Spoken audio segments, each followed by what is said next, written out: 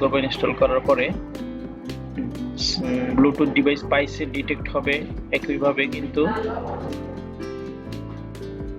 Start বারের ডান পাশে ব্লুটুথের যে আইকনটা আসার কথা এটা আসে না।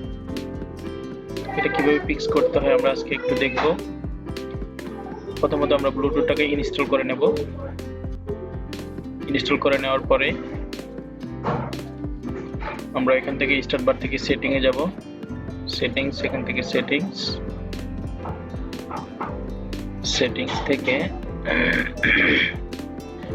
থেকে আমরা ডিভাইস থেকে আমরা এখানে ব্লুটুথ টিক মার্ক ইয়েস করা আছে, এটা আমরা প্রথমে ইনশিওর হয়ে নেব। যদি কোনো কারণে আমাদের এটা না আসে তাহলে আমরা এটাকে করব এবং এখানে ব্লুটুথের এই যে টিক মার্কটাকে আমরা দিয়ে দেবো। এখানে একটা টিক মার্ক দেবো।